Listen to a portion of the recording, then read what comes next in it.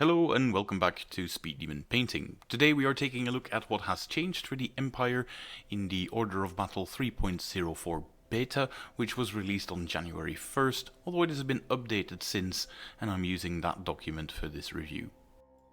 Seeing how these documents are still beta drafts of the whole Orbat, I'm not doing a full deep dive yet. I'm going to go over all of the different changes, what has been nerfed, what has been buffed, what should you definitely try out in this new version, that sort of thing. If you are interested in the deep dives, those will come, and make sure you give this video a thumbs up and subscribe to the channel for when that time comes. In terms of changes, the main rule, the alchemical rule, has not changed.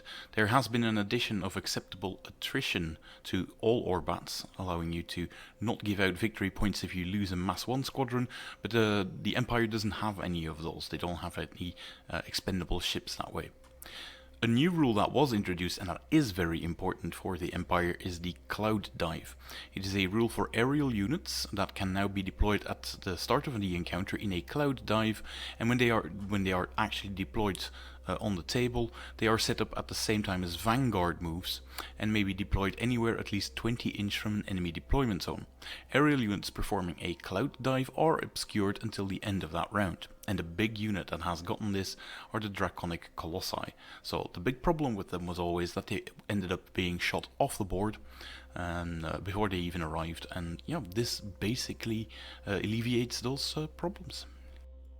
Another change that was made to most Orbats is how these special types of SRS tokens function, and the Exosub capacity or Exosub SRS tokens are no different.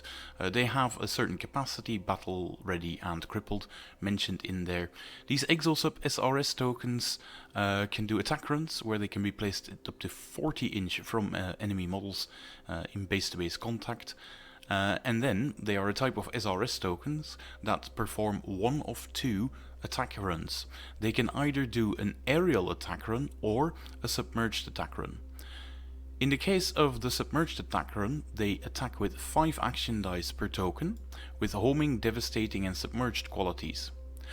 Or they can attack with 5 action dice per token with the homing and piercing qualities. Not the aerial.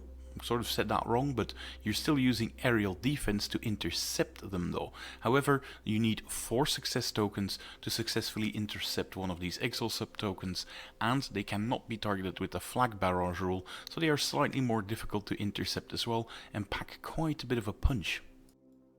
Another big change for the Empire is the Great Wall Generator. This one sort of turns the ship into a mini shield generator ship, because it works on any friendly models within 7 inches of a model with a Great Wall Generator, and then the model becomes protected if it is within that range. Each additional Great Wall Generator in the unit increases the range by 3 inches. So if you put this into a unit of 3 models, for instance, each equipped with a Great Wall Generator, you can get a massive 13-inch bubble out of it to protect the other ships around it. What does the protection do? Well, it is essentially ablative armor. When the initial target of an attack, a protected model can affect the number of exploding hit results in the attack action die pool up to its mass value. The affecting exploding hits do not generate additional action dice. So you sort of get ablative armor in a bubble around it if you now take a Great Wall Generator, which is pretty good because the ablative armor was not a rule that the Empire had access to, and now they do. The other major generator used by the Empire is the interface generator, and that one has also changed. Now, at the start of the maintenance step of the end phase, any unit where every model has an online interface generator may become an interfaced unit. That's already one change, because every single model needs to have one before it actually becomes useful. An interfaced unit is removed from the play area and placed back into reserves, and a 50mm interface marker is placed on the position of one model in the unit. In the subsequent rounds, interfaced units must be the first units to activate in a force. This is at the same time as submarauders, by the way. And when an interface model is then activated, it is immediately deployed and placed within 20 inches of any interface marker in the area. Needn't be the one marker that they created themselves, it can be any one of them. So it's sort of a weird interdimensional travel now, instead of offering protection against gunnery weapons like it was before. If you make that travel move, you must remove one of your interface markers each time this happens. Again, it doesn't say that it has to be the interface marker left behind by the model when it was removed from the board.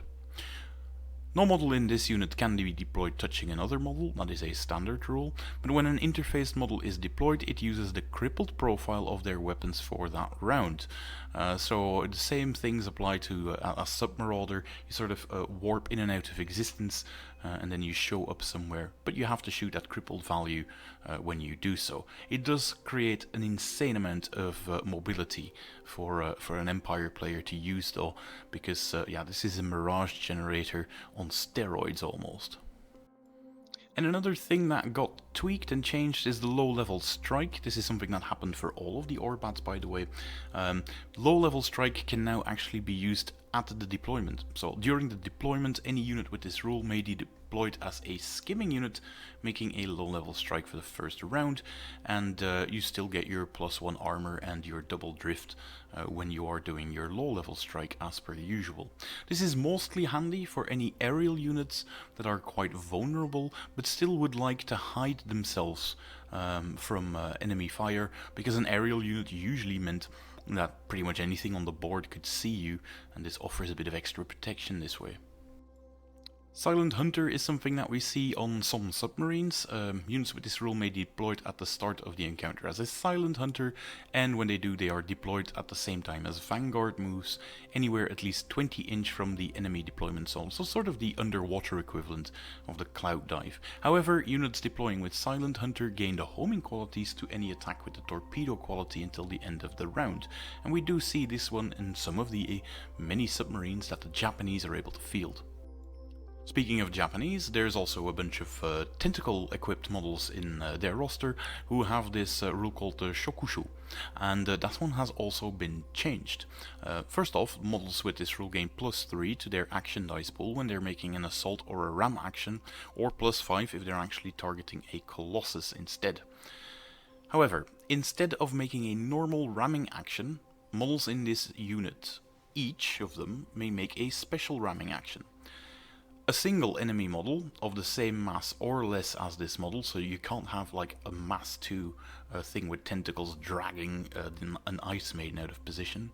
So a single enemy model with the same mass or lower, within 5 inch of this model is immediately placed in base contact with a tentacle-equipped model, in any orientation of the attacking player's choosing, so you can turn it around as you so desire, and this is treated as a ramming action by the tentacle model. It counts as having travelled 5 inches, regardless of how much it actually travelled, for the purpose of calculating the bonus action die. This rule can be used against enemy models with all the positional traits except aerial units or ground units, unless the model actually has the aerial quality as well. Now, we haven't seen any aerial squid attack type of units for the Empire, but yeah, this makes me think that one day there might be. This is incredibly strong. It is no longer a Valor effect, and it means that all of your squid bots and squid submarines can now pull things out of position, given a certain mass restriction, without your opponent really being able to intervene all that much. This does mean that they can no longer double ram, but at the same time, it also means that your Ika Colossi, the squid robots, don't necessarily have to use their submarauder rule every single turn in order to use this rule, because, well, they drift 3 inches, they have a speed of 3 inches, and then they can grab targets up to 5 inches away, again without your opponent being able to do anything about it in terms of cancelling Valor effects, so that drastically increases the range of your squid attacks, which is all good news for the Empire. In terms of battle fleet selection, well, there's a few changes to it, mostly to the Empire Draconic Colossus battle fleet. With the new Cloud Dive rule, they didn't really need any of those extra special rules, so they now get a command override as their baseline ability, which isn't a bad change. And of course, they get access to all the different mercenaries that have been introduced as well. So there's more, options to take an Empire force than ever before. In terms of patrons, they've got two very, very good one, and there's not one that jumps out at me as being significantly better than the other one. The first one allows you to once per round replace the Valor condition of any victory and Valor card to say you may reroll any dice from any defensive dice pool. That means that you can really create some counterplay to Doom stacks if you are using your own SRS defensively. And it doesn't just protect you against defensive attacks, it can also defend you when you're being assaulted yourself. So the Japanese were already quite strong in assaults, and the Chinese definitely, with all of their dojo power, as we will soon see. And this allows you to defend, because that counter attack is going to be coming. So I think this is quite a strong patron. The other one is also 1 for 2 victory points, which allows you to, after you've discarded a Victory and Valor card, you may return it to your hand, but it may not be used again that round. So if you've got a particularly juicy one that you'd like to keep, you can now do so. This seems especially strong if you are able to keep getting the double activation one every single turn, so you sort of have to be lucky that you draw that one, but once you do, you can just basically use it every single turn. This is also a very strong one. If I had to pick, again, it's a hard decision, but if I had to pick, I would start experimenting with the second one first, before trying the first one. And before we move on to any of the different changes that happened to the ships, let's go to the Empire weapons as well. There has been a significant nerf to the corrosive mortar. That weapon was basically causing all kinds of grief with its massive 3 support, so that has been toned down in the long range. It is now 4-2 in long range, but it still retains that 4-3 in closing range, which means it's less of an absolute golden thing at that long range. It's mostly the Gong destroyers that will notice this the most, but yeah, they are kind of the guys who are abusing that, let's be honest. Another change that has been made that overall I think is a net positive for the Empire is the change to the Hokyungs, the regular ones, not the heavy Hokyungs.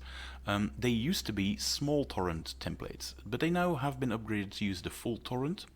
But in order to not make things too ridiculous though, their stat line has been changed to a more reasonable 5-3 in that point blank range.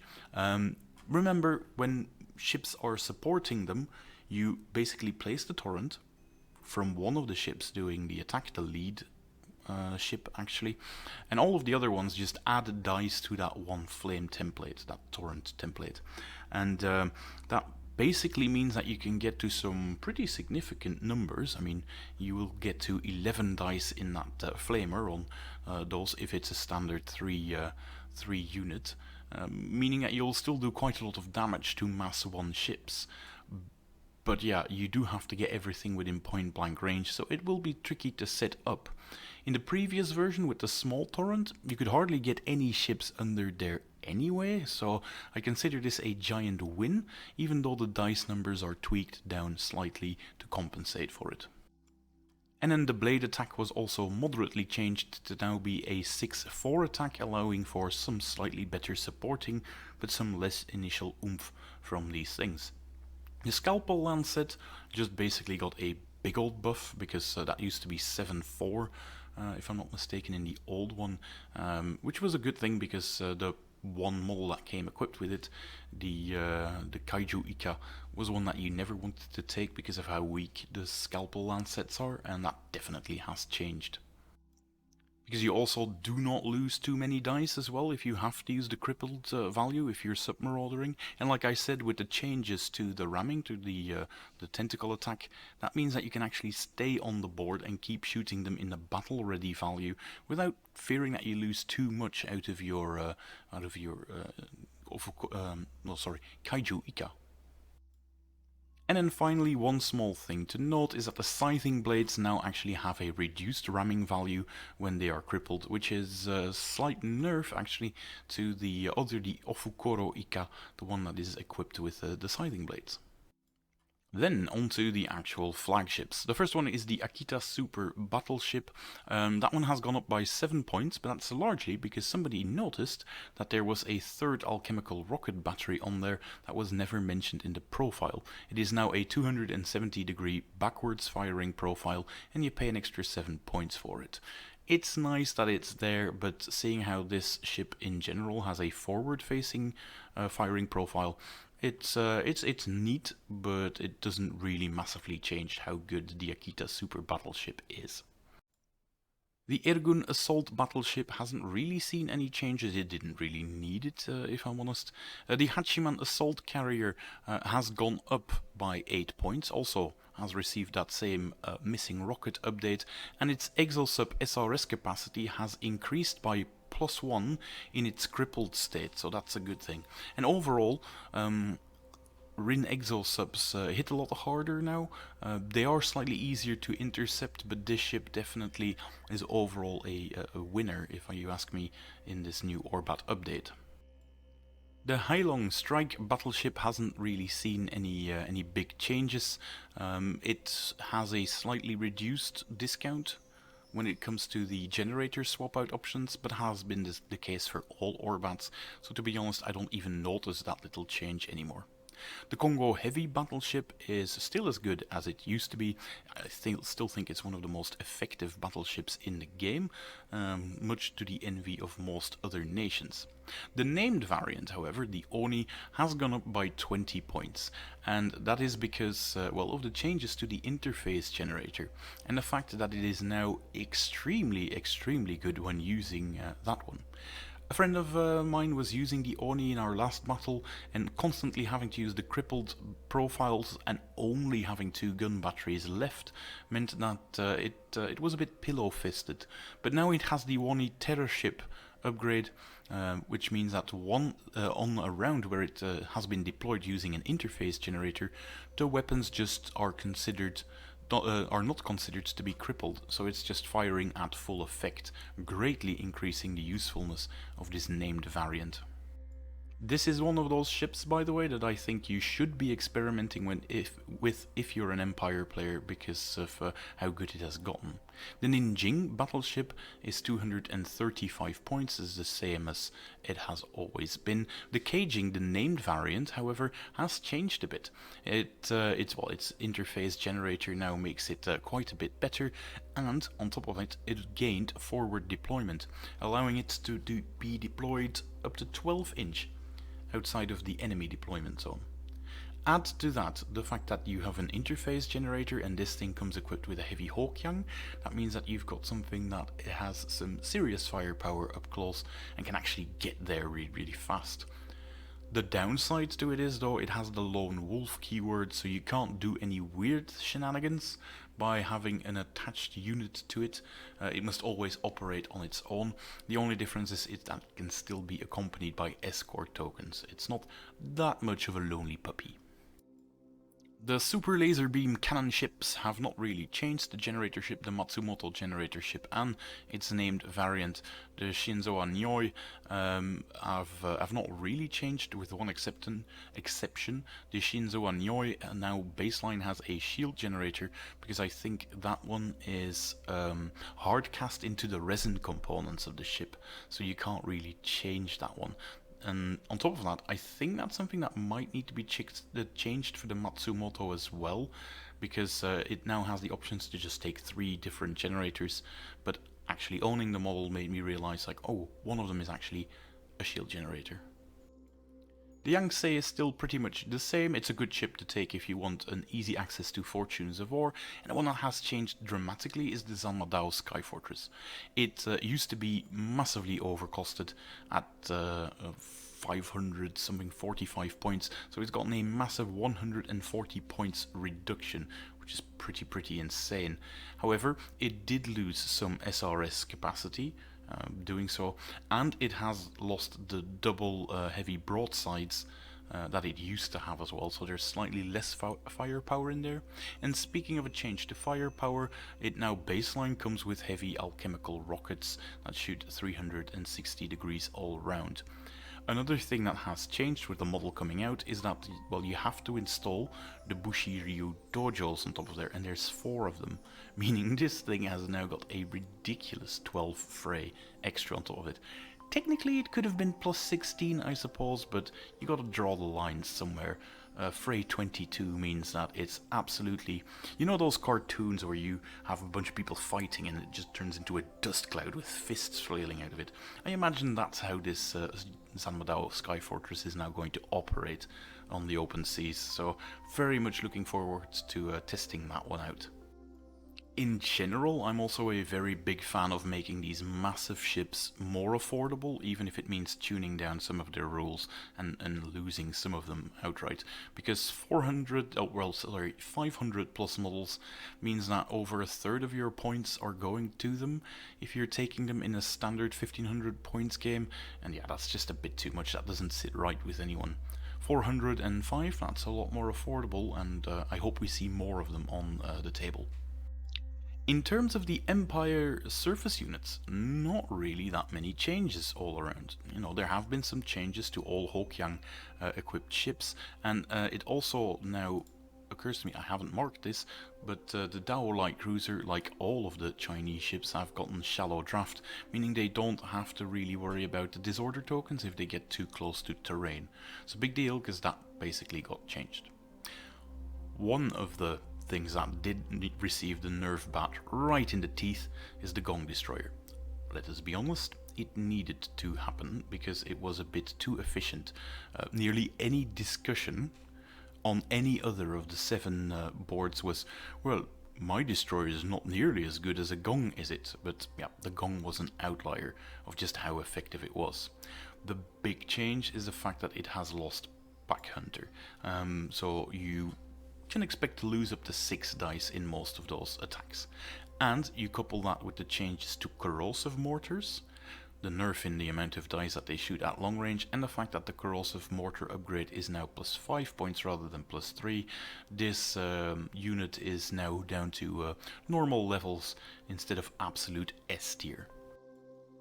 If you disagree with me though, make sure you put it in the comments because I'd love to read it. I personally, in all the games that we have played where there were Gong present, they basically had to look at something and it just died. So this will still be a strong unit, don't get me wrong. Full forward firing profile along with rocket batteries is still going to hurt, but yeah, not that much as it did before. The Hokkaido didn't really get any changes. Not many of the Japanese ships have, except for a few tweaks such as to the Honshu light cruiser. This one has now gained full steam ahead, allowing it to double its drift if it's going into a straight line. So there's actually a reason to take this one, because it was sort of like the silly little in-between ship that wasn't really being taken all that much. The Ishikawa Strike Cruiser is the one in between there as well, the smaller one with the moon pool. I still think this one could have done with a little bit of help, but there weren't really any changes to that one.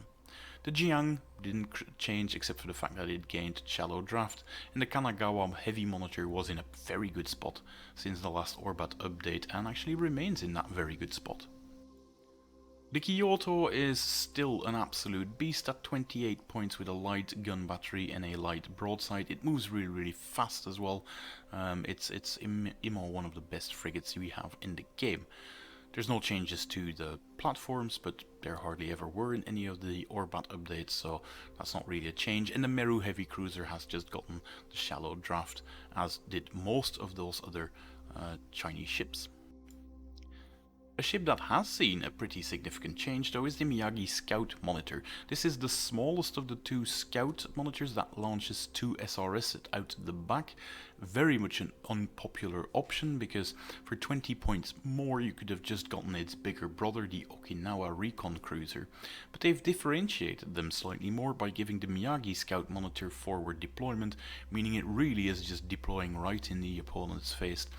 Within 12 inches as well. And you have to remember, forward deployment does not force you anymore to deploy during the aerial step. So the Miyagi Scout Monitor, definitely one of those things that if you haven't built them yet, you can start experimenting with those. The Okinawa Recon Cruiser has actually seen a reduction by 10 points and is now only 130 points. So if you want some extra gun batteries, you're not paying too much extra for it, but you're losing out on the option to be forwardly deployed. Although it's not that bad because they still have the Vanguard rule as well, meaning that you do inch slightly closer to your opponent. Very much ships that I would recommend, especially with the Fog of War rules, because for a minor upgrade compared to most other cruisers, you can just take away the Fog of War effect for most other ships just by sending out a single SRS. And you can do that twice with these ships, and they don't lose that ability when they get crippled. No changes were made to the two main battle line cruisers. The Osaka hasn't been changed. The destroyer, the Sakata heavy destroyer, also saw no changes. And the Shanghai frigate gained shallow draught, and again the corrosive mortar option has been nerfed, both with the firepower of corrosive mortar and the additional points. The Wusong monitor didn't really see any changes, although I think this is an even more appealing option now due to the changes to the Hokyang's that it comes equipped with. Cheap Hokyang's can still ruin somebody's day if you're using them. The Yamaguchi attack cruiser, also no real changes to it, so really the big changes come when we look at the different submerged units. Having said that, ironically, the first two see no changes in that. The first is the Shubu Hunter submarine, and it surprises me that it hasn't seen any changes because it can still take squadrons of up to 6 Hunter submarines, and that was nerfed in most factions. So the fact that these can still take units of 6 is very much a selling point compared to most other nations. The Kaguchushi submersible magma caster hasn't actually changed anything. It's still 118 points, you get the heavy torpedo salvo, and if you want you can start creating rocks in the middle of the battlefield, or you can start using it as an extra blast attack, which is never a bad thing. A model that I did say increased significantly is the Kaiju Ika Colossus Automata, largely because the scalpel lancets have been buffed. Also, because its points have now been reduced to 138, making it the cheaper one of the two, I think. I'm not entirely sure, but we'll see in a second. And mostly because of that new changes to the Shokushu, it can actually start dragging targets from further away towards it, meaning there's no need to stay or just to keep diving underneath the surface, allowing it to use the battle ready profiles for the scalpel lancets should it so desire, meaning that you get a bit of extra firepower from it without having to deep dive again. Mind you, regardless of them not going underground, or underwater I should say, I still believe Submarauder forces them to activate first. That wasn't tied to the fact that you made a dive, so that's still one thing that you have to keep in mind with this model. All in all though, this one basically was something you never wanted to take when the Ofukuro was an option, and I don't think that's the case anymore. There's a case to be made for this one. The Kansai Battle Submarine has seen a nice little reduction of 15 points, but otherwise hasn't really changed. It is now armed with a heavy torpedo salvo. 85 points is not cheap for a single heavy torpedo salvo, mind you, especially not in a force that also has access to the Kanagawa monitor. I know that it's not a submarine and therefore slightly different, but for 5 extra points I'm thinking the Kanagawa is a better bet, and I'm hoping to see that this actually drops a bit more before it becomes a more appealing choice. One that has seen significant changes is the Modako submersible strike ship. First of all, it has seen a reduction in points, it's now only 115 points, but most importantly it got upgraded with Silent Hunter, meaning it can now sneak up on opponents. Combine this with Shokushu means that you can easily be in sort of ramming range starting turn 2 normally. Especially because you get the extra range from it, and it is moving 9 inch on its own, so yeah, pretty solid thing. In addition, you can take up to 2 additional models at only 105 points per model. So going for 3 of them could be quite fun. Don't send them to flagships though, because, well, they have to drag models of equal mass or less, but they're perfect for going at cruisers, because nothing stops you using this Shukoshu rule to just have one cruiser that you pass around in your squadron of squid submarines to just keep ramming it until it dies. It's a perfect option. And if you take them in squadrons of 3, nothing stops you from just turning an entire unit around if you're able to get up close enough. So this is definitely one of those units that I think you should experiment with if you're an Empire player. In the previous Orbat, if you were wondering what you had to build with your Japanese support sprues, there was one clear winner, and that was the Misuchi Submersible Exosub Carrier. And yeah, it stands to reason then that it has gotten a bit more expensive at 10 extra points. However, don't consider it to be too bad of a nerf, because they also gained an extra Exosub SRS capacity, only when battle ready, meaning the effectiveness of this unit is still quite high. A unit of 3 of them does clock in at 375 points, of course, but you are still launching 3 heavy torpedo salvos and chucking 9 of those Rin Exosub tokens at something. That is a 45 dice attack. This is not a unit your opponent can just let, you know, roam around onto the board, because it's absolutely going to wreck face when he does. It's a really good unit despite the points increase. Next up, the default choice for the Colossi Automata, the Ofukoro, has seen some changes, but it's mostly a cleanup. First of all, the scything blades are now down to just 1. It was just utterly confusing for most people. It can no longer ram twice. That's something that most of those big submarauders have lost, but Scything Strike has been introduced as a new rule, and that one is more straightforward. It just means that you can add 3 extra dice to any ramming attack. The Scything Blades have been nerfed somewhat in their crippled profile, but the Scything Strike sort of makes up for it, and now all of the confusion of do I get this rule, do I not get it, has been cleared up.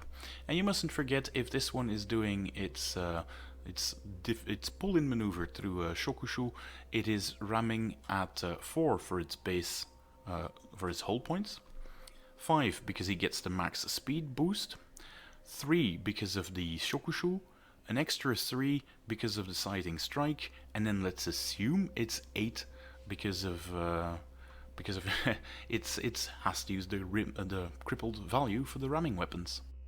That means that you're talking about a 23 dice baseline ramming attack with piercing and sustained quality. That is enough to ruin anyone's day, really. It might not one-shot something, but it's definitely going to cripple a lot of things out there.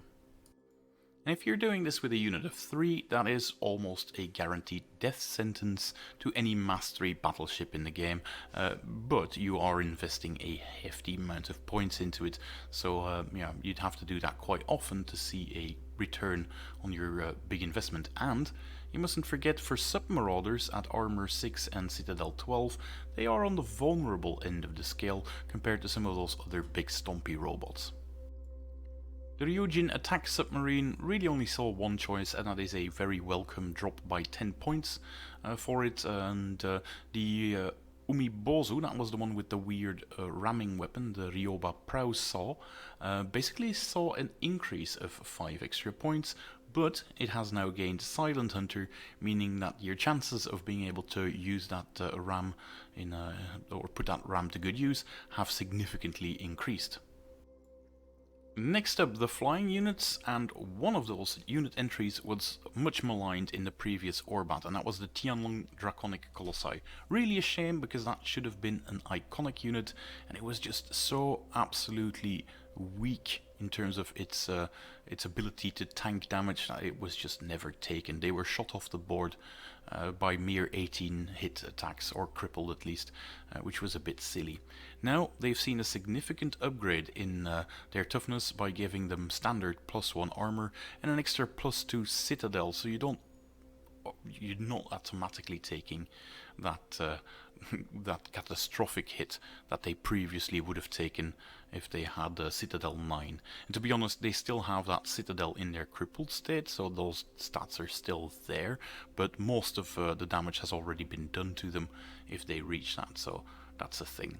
They've also gotten slightly cheaper, and with the Cloud Dive and the low level strike, they can do a very interesting maneuver by starting at 20 inch, by deploying in Cloud Dive as an aerial unit, and in their first activation swapping to a low level strike to hide out somewhere, and they may even be in range for some of those nice little heavy Hokyang attacks. So all in all, very strong unit that your opponent is going to have to respond to as well.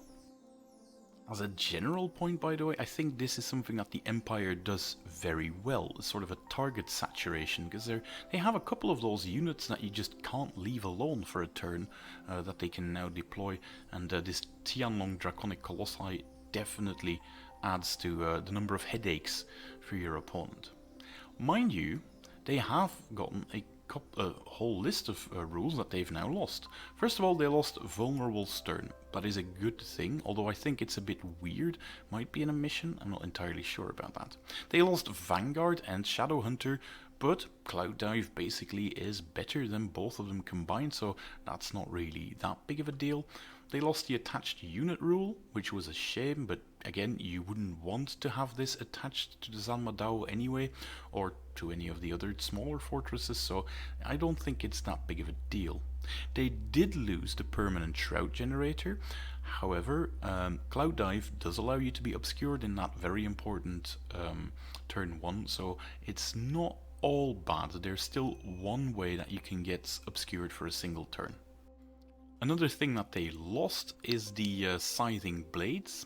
It was always confusing to have a model with 2 ramming attacks, and that's why it's nice that it's now just been replaced with Scything Strikes, making your Claw Arc Projector more devastating than it was before. So if you're able to start ramming with these things, it'll be even more efficient this way. It also just cleans up some weird things about having a ramming weapon pointed towards the back and all of that sort of stuff. What can they still do? They can lose that Scything Strike rule, and that happens if you change out the Scything Blades for a tail-mounted Heatland set that can now actually be pointed forward, because, you know, a tail should be flexible like that. So it now has a 360-degree fire arc, making it a useful upgrade for you to consider. Speaking of agility, they also just gained the Agile keyword, which couples very, very well with both the power slide and the low level strike, allowing you to double your drift. So yeah, it's all around good news for the Tianlong Draconic Colossi, and honestly I can't wait to see more of them on the table, because it was really a shame that they were sidelined. There's also some good news for the new Chinese fortresses, the flying fortresses that got released. The Qinshao Skykeep has been reduced by 13 points compared to the 3.03 Orbat, which is great news, and they haven't really changed at all in terms of rules, so that's a good thing. And the Sky Bastion, the Ziwei Sky Bastion, remains at the same points, but it has now gotten the landing vessel, which is a really cool idea of just having a flying fortress dropping off a bunch of angry Chinese soldiers on an island to go and capture it. So yeah, more landing vessel options for the Chinese. That sort of reinforces the idea of them being the land army, because it's always weird to have that component reflected well in a naval combat game, I suppose. And there we have it, the changes to all of the Empire. I hope you enjoyed the video. If you agree with some of these things, if you don't agree with them, make sure you sound off in the comment. That always helps with the visibility of these types of videos anyway.